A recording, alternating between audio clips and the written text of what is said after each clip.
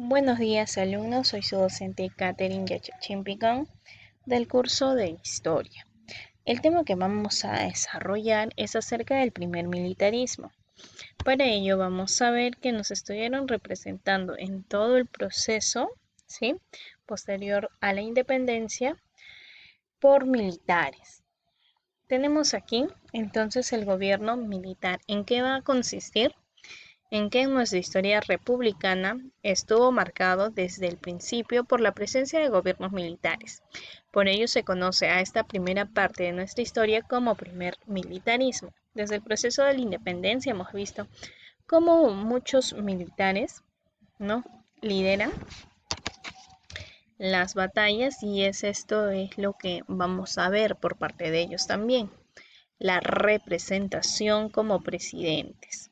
Tenemos aquí al general, ¿sí?, de Santa Cruz.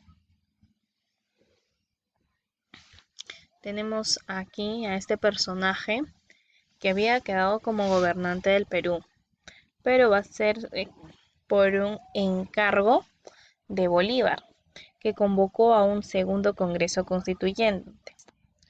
Siendo el mismo presidente del primer Congreso, fue también de este segundo Congreso, que es Francisco Javier Luna Pizarro, que tenía objetivos fundamentales. Entre ellos vamos a ver dos objetivos fundamentales. El primero, que era elegir al presidente de la República, y el segundo, dictar una nueva constitución.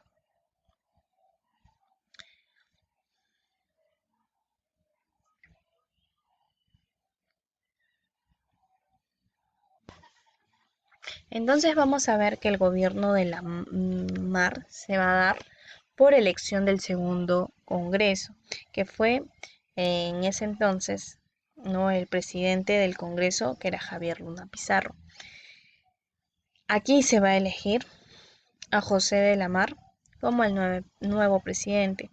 Y vamos a ver que se va a dar una serie de obras y también sucesos, como vemos la sublevación de los indios de Iquicha, Huanta en Ayacucho, dirigidos por José Antonio Navala Huachaca.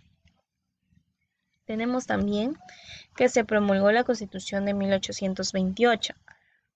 Se da la invasión peruana a Bolivia, dirigido por Agustín Gamarra, ¿sí? Se va a dar la invasión a Bolivia y va a ser dirigido por ese personaje. Estalló la guerra también contra la Gran Colombia en el gobierno de la Mar, y vemos aquí que Agustín Gamarra realiza un golpe de estado contra José de la Mar, ¿sí?, contra José de la Mar, debido a que somos gobernados en ese entonces, fuimos gobernados por militares. Aquellos que presidían o lideraban las batallas posteriormente podían darles golpe de estados a los presidentes. Tenemos también aquí la guerra con la Gran Colombia, que Bolívar le declara la guerra al Perú, motivado por las siguientes causas: porque se dio la invasión peruana a Bolivia, en las cuales Sucre fue expulsado de dicho país. Se dio la derogación de la Constitución vitalicia. Este personaje, Simón Bolívar, había establecido una constitución vitalicia que era similar a la de Bolivia. Entonces, al darse la Constitución de 1828, esos fueron también uno de los motivos para que estalle la guerra con la Gran Colombia. La Constitución de Simón Bolívar había sido derogada. Tenemos también la ambición de Bolívar sobre los territorios de Jaén y Maynas, territorios que pertenecía Jaén al Perú, y Maynas que lo va a reclamar Colombia, ¿sí?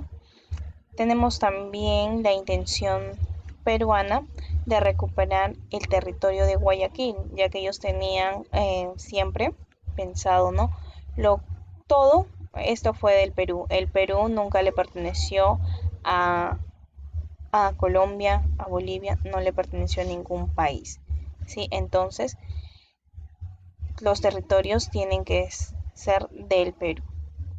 ¿no? Y lo que se buscaba era la recuperación de los territorios.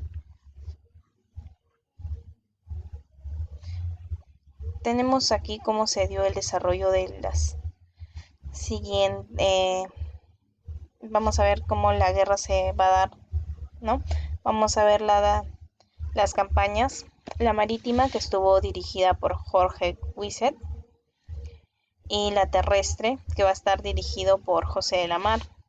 En las acciones marítimas vemos el personaje y la muerte de Wisset, y esto significó una victoria peruana. Mientras vamos a ver en la campaña terrestre que se dio, vamos a ver que José de la Mar lidera la invasión a la Gran Colombia. Las batallas que se dan es la de Saraguro y Portete de Tarqui, y el fin es con la derrota peruana.